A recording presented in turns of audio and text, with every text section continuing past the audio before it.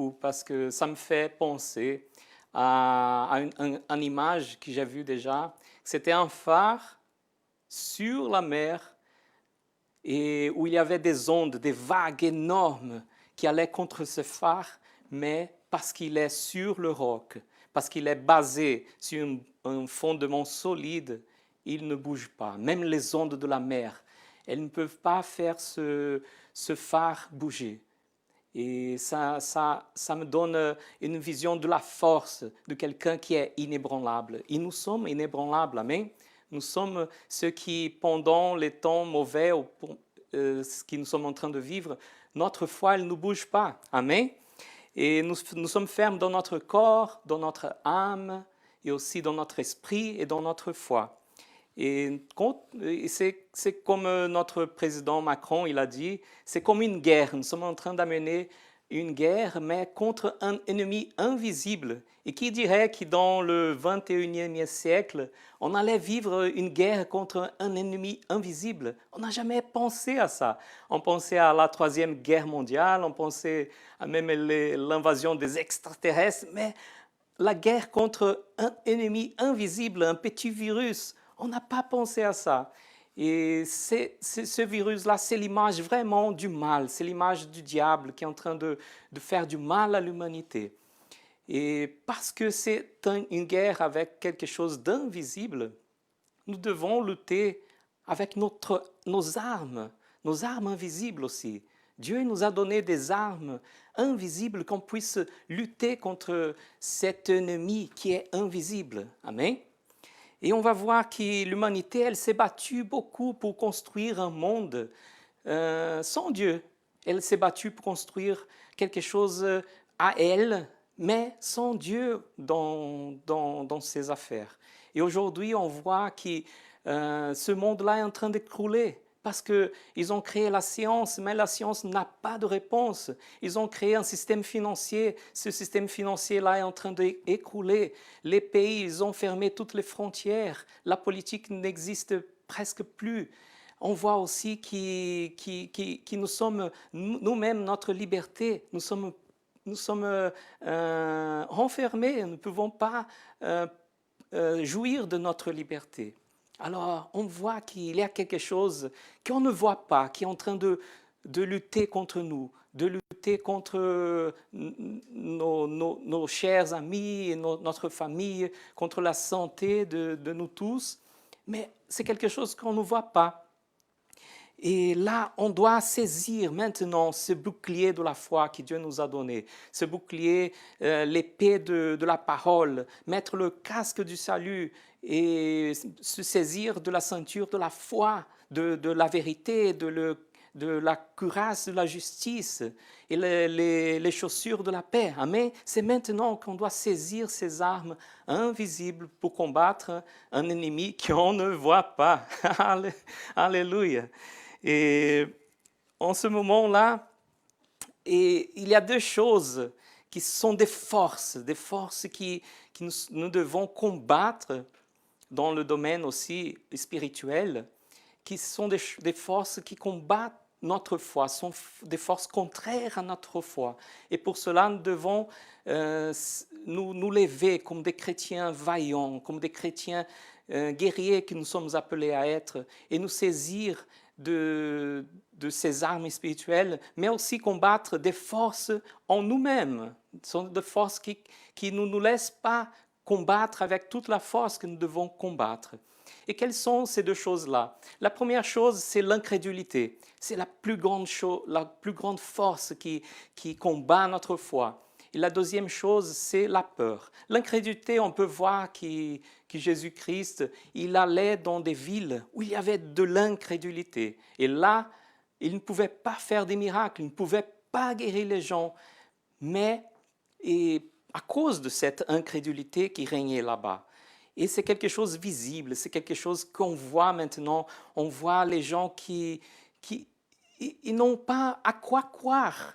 Parce qu'ils ne sont pas préparés pour cela. Et ça, c'est notre rôle. Comme des chrétiens, nous avons la parole en nous. Nous avons la raison de notre foi. Maintenant, on doit se lever et lever cette parole qui est capable de donner la foi, d'encourager le peuple. Amen. Et la deuxième chose, c'est la peur. Et aujourd'hui, je vais me concentrer surtout sur cette deuxième chose-là, qui c'est la peur. Parce que ici, à Paris, on voit beaucoup dans les rues, dans les marchés, dans les supermarchés, on voit que les gens, ils ont peur. Quand on essaie d'aller vers quelqu'un, les personnes se changent de chemin.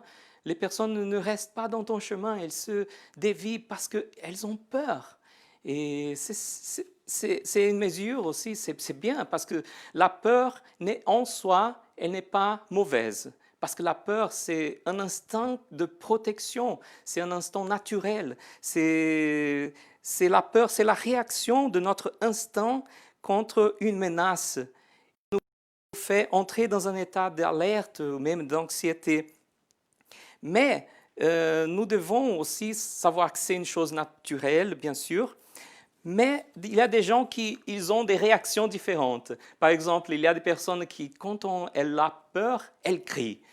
Il y a d'autres personnes qui, quand elle a peur, elle pleure. Il y a d'autres personnes qui, quand elle a peur, elle-même se paralyse. Elle ne peut pas bouger. Et on voit dans la société aujourd'hui que nous tous, nous sommes paralysés. Parce que, à cause de confinement, bien sûr, mais aussi parce qu'il y a une peur qui règne, il y a une peur qui s'est installée et qui ne laisse pas les personnes bouger. Les personnes ne peuvent pas avancer dans des choses naturelles, mais nous, comme des chrétiens, nous devons faire avancer dans les domaines spirituels.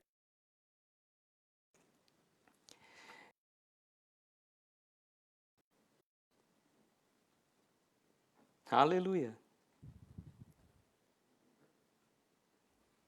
Alors, j'étais en train de parler par rapport à la peur, et c'est quelque chose qui c'est naturel, c'est quelque chose que les hommes, ils ont pour un instant de protection, pour un instant de survivre, mais la peur ne peut pas nous paralyser, ne peut pas nous arrêter, à tel point que s'il y a quelque chose qui nous vient, nous ne savons pas comment réagir.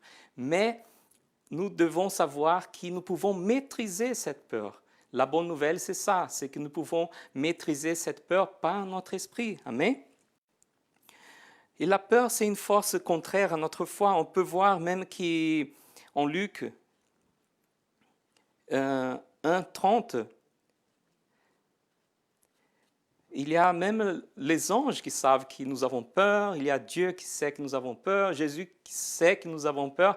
Et même en Luc 1:30, l'ange, on peut lire là, l'ange lui dit « Sois sans crainte, Marie, car tu as trouvé grâce auprès de Dieu. » Et là, cette phrase « Ne crains pas, ne crains pas », ça se répète 365 fois dans la Bible. C'est quelque chose que Dieu répète beaucoup dans la Bible. Si c'est quelque chose qui revient souvent, c'est parce que c'est important que nous n'ayons pas peur. Amen. Mais qu'il y a des choses qui viennent, qui arrivent dans notre vie, il y a des circonstances, bien sûr, qui arrivent. Il y a des choses qui menacent notre vie, il y a des choses qui menacent notre famille. Et c'est naturel d'avoir peur. Mais ce n'est pas naturel de rester dans la peur, de rester paralysé dans cette peur-là. Mais nous devons écouter la Bible. Dieu nous dit, n'aie pas peur, n'aie pas peur. Alléluia, n'aie pas peur, mon frère, ma sœur. N'aie pas peur parce que Dieu est pour toi, Dieu est pour moi, Dieu est pour ta famille, Dieu est pour tes chers amis, tes fils, tes parents. Dieu, il est avec toi. Amen. Alors, n'aie pas peur. Alléluia. Et nous devons avoir une maîtrise de cette peur-là par notre esprit.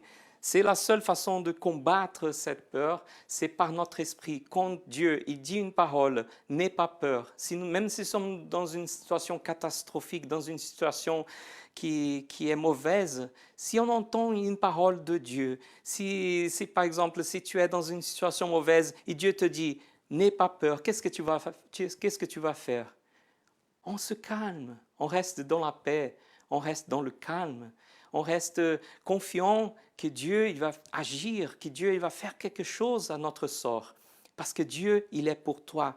Dieu, il est pour toi, il n'est pas contre toi. Amen. Et en ce moment difficile, Dieu il te dit, n'aie pas peur, mais avance, mais fais grandir spirituellement. Amen. Et d'abord, pour qu'on puisse savoir quel est cet ennemi invisible que je disais tout à l'heure, parce qu'à la télévision, on fait on voit un virus qui est tout beau. Un virus tout beau, c'est bleu, blanc, rouge même, les couleurs de la France. On voit un virus qui est tout beau, tout mince, qui est innocent, mais c'est quelque chose, c'est un ennemi mortel. Alors, qu'est-ce qu'on doit faire devant ce virus-là? Il y a ceux qui disent même que c'est la volonté de Dieu, que c'est quelque chose qui est venu pour nous délivrer des choses mauvaises de l'humanité, ça va faire nous repenser des choses. Ce n'est pas une bonne chose. Le virus, c'est une chose qui vient du mal. Le virus, c'est quelque chose qui, le diable, il a envoyé, ça vient de l'enfer même. Et on peut voir on peut savoir que ça vient du mal. En Jean 10, on peut voir qu'il a écrit « Le voleur ne vient voler et tuer et détruire. Moi, je suis venu afin que les brebis aient la vie et qu'elles aient en abondance. » On peut voir quelle est la source. Si le virus il est en train de voler, il est en train de voler les économies mondiales. S'il est en train de tuer, on voit qu'il y a des gens qui meurent. S'il est en train de détruire, il est en train de détruire tout le système que l'homme a créé, n'est-ce pas? Alors c'est quelque chose qui, nous savons quelle est la source. Et là, Jésus-Christ, il identifie la source. Il faut identifier d'abord l'ennemi pour qu'on puisse combattre cet ennemi-là. Si on ne sait pas d'où vient cet ennemi, si on pense que c'est la volonté de Dieu, on ne va pas combattre parce qu'on ne peut pas combattre la volonté de Dieu, n'est-ce pas? Mais quand on sait par la parole que ça vient du diable, que ça vient de l'enfer, là, on peut combattre cet ennemi-là. Et la Bible aussi dit que nous devons haïr le mal même. Nous ne devons pas être, comment on dit, on ne peut pas accepter ce virus dans notre vie, dans notre société. On doit haïr ce virus, on doit haïr le mal. Et tout ce qui vient du mal, on doit haïr le péché, on doit haïr toutes les mauvaises choses qui arrivent, on doit haïr la mort, on doit haïr des choses mauvaises que le diable il envoie dans notre vie. Amen. Et peut-être vous me dites, mais les chrétiens ne peuvent pas haïr les choses. Non, la Bible dit que même Dieu, il haït le mal. On peut voir en Proverbe 8, 13, la crainte de l'Éternel, c'est la haine du mal. La crainte de l'Éternel, c'est la haine du mal. Alors, on doit haïr le mal. Et en Proverbe 6, 16 dit, il y a 6 choses pour lesquelles l'Éternel a de la haine, et même 7 qu'il a en horreur. Et là, il y a une liste de mauvaises choses que Dieu il haït. Amen. Il y a des choses qui on doit mener cette haine sainte levée en nous pour qu'on puisse combattre. On ne peut pas rester indifférent devant l'ennemi. On doit lever cette haine sainte qui est à notre intérieur et dire non. Et dire avec autorité à ce virus, non, dans ma maison tu ne rentres pas, dans mon quartier tu ne rentres pas, dans ma ville tu ne rentres pas, dans mon pays tu ne rentres pas, parce que tu es un ennemi. Je sais d'où tu viens et tu vas sortir par le chemin où tu es venu. Si tu es venu par un chemin, tu vas sortir par 7 chemins, parce que nous avons l'autorité, mes amis. Nous sommes l'Église de Dieu sur la terre et nous avons l'autorité sur ce virus-là aussi. Amen. Et en 2 de Timothée, en chapitre 1, verset 7, dit que « Car ce n'est pas un esprit de timidité ou peur que Dieu nous a donné, mais un esprit de force, d'amour et de sagesse. » Amen. Ce n'est pas un esprit de peur que nous avons. Dieu nous a donné un esprit de force, d'amour et de sagesse. Alors on voit là 3 forces qui sont contre la peur, qui sont contre cette peur-là qui essaie de entrer dans notre cœur. On a d'abord l'esprit de force. Nous avons une force en nous. Nous avons l'Esprit Saint qui est notre force. La joie du Seigneur est notre force. On doit se faire force pour rigoler en ce moment-là. On doit faire force pour avoir la bonne humeur. On doit avoir la force pour rigoler avec nos amis, avec notre famille. Amen. On doit se exercer dans cette force-là parce que la joie du Seigneur est notre force. Alors, on doit exercer ce que la parole est dit à notre respect. Amen. Il y a aussi l'amour et la sagesse. L'amour et la sagesse, c'est quelque chose qui vont ensemble. On ne va pas, parce que nous n'avons pas la peur, on ne va pas sortir dans la rue en train de toucher n'importe quoi, de faire n'importe quoi. Non, mais nous avons la sagesse qui a été donnée à nous, et nous avons aussi les conseils des personnes qui ont le don de la sagesse. Les scientifiques, ils ont le don de la sagesse. On doit respecter les médecins, ils ont le don de la sagesse. Alors, on doit respecter aussi, mais savoir que l'amour, il est sur toutes les choses. S'il y a quelque chose qui est sur toute chose, c'est l'amour. On doit faire des choses par amour. On doit rester dans la maison par amour. On doit tout faire par amour. Parce que sans l'amour, même si on donne notre vie, mais ce n'est pas, si cet don qu'on fait, ce n'est pas par amour, ça ne vaut de rien. Alors, on doit faire toutes choses avec amour. Même en ce temps difficile, on doit nous exercer dans l'amour. Amen. Et la peur, elle paralyse, mais l'amour, il rend libre. Amen. Alléluia. La peur, elle va essayer de nous paralyser. La peur, on peut voir même quand Pierre il a essayé de marcher sous les eaux, on peut voir en Matthieu 14, 24, 31, je vais lire avec vous. Matthieu 14, 24 à 31. La barque était déjà à une distance de plusieurs stades de la terre, malmenée par les vagues, car le vent était contraire. À la 4e veillée de la nuit, ça veut dire 2-3 heures du matin, Jésus alla vers eux en marchant sur la mer. Quand les disciples le vinrent, marcher sur la mer, ils furent troublés et dirent « C'est un fantôme !» Et dans leur crainte, ils poussaient des cris. On peut voir la réaction des disciples. Ils criaient de peur. Et Jésus dit aussitôt « Rassurez-vous, c'est moi, n'ayez pas peur !»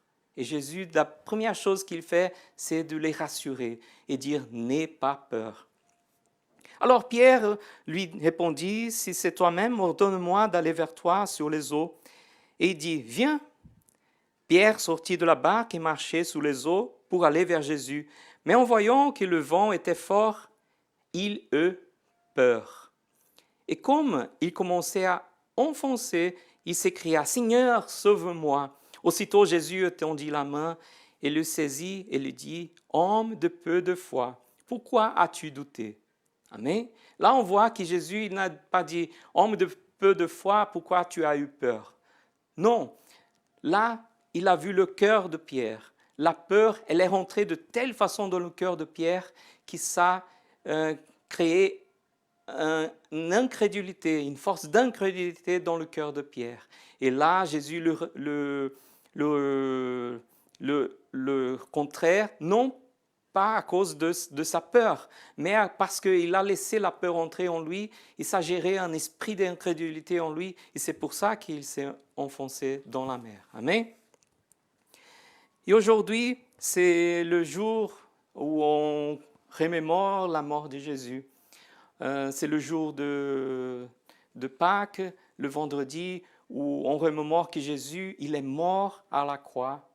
Il est mort non simplement comme un agneau qu'on voit dans Exode, le chapitre 12, le peuple de Dieu, il devrait tuer un agneau et faire avec le sang, passer le sang sur les ombraux des portes pour que le mal ne rentrait pas, la maladie ne rentrait pas dans leur maison.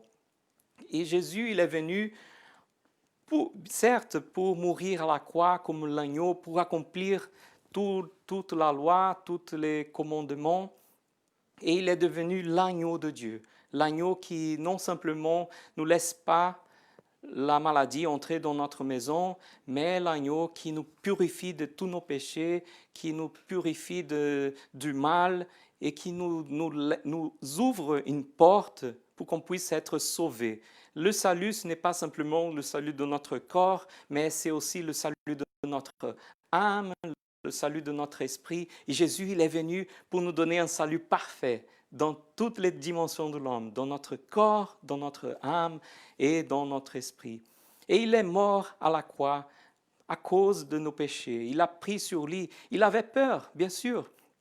Quand il a su le plan qu'il devrait suivre pour sa vie, bien sûr qu'il a eu peur de mourir, bien sûr qu'il a eu peur d'être séparé de Dieu, parce que lui n'a jamais été séparé de Dieu. Et en ce moment, quand il a reçu le péché du monde sur lui, il a dû être séparé de Dieu, parce que Dieu il ne peut pas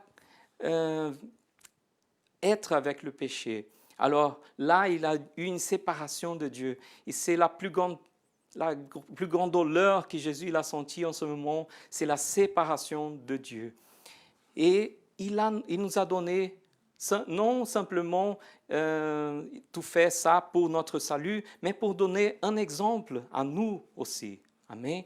Nous devons aimer les uns les autres. Il nous a laissé un commandement nouveau. On peut voir en Jean 13, 34, 35, « Je vous donne un commandement nouveau. Aimez-vous les uns les autres, comme je vous ai aimé. Vous aussi, aimez-vous les uns les autres. » Oui, il a vaincu la peur de la mort, il a vaincu cette peur pour qu'on puisse aujourd'hui suivre son exemple d'amour, et cet amour qui nous amène loin de la peur, parce que l'amour, il chasse la peur. Le véritable amour, il chasse la peur. Nous allons faire des merveilles, nous allons faire des exploits à cause de l'amour de Dieu. Non pas simplement l'amour naturel, mais un amour de Dieu qui nous amène plus loin, nous amène à parler de son amour à l'humanité, de démontrer à travers des miracles, des merveilles, parce que là, il y a un réveil qui va arriver et nous sommes ses ouvriers. Amen. Alors soyons préparés, soyons pleins d'amour, soyons exercés dans notre foi, soyons pleins de joie, soyons pleins de paix, parce que c'est un moment, oui, qui ça va passer, mais l'après, nous devons être préparés pour cet après qui va être un après glorieux pour l'Église de Dieu. Alors soyez tous préparés, soyez tous encouragés, soyez tous bénis au nom de Jésus, et que Dieu vous bénisse. Amen.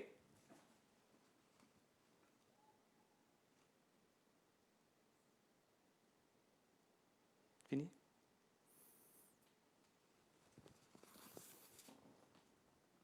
Alléluia.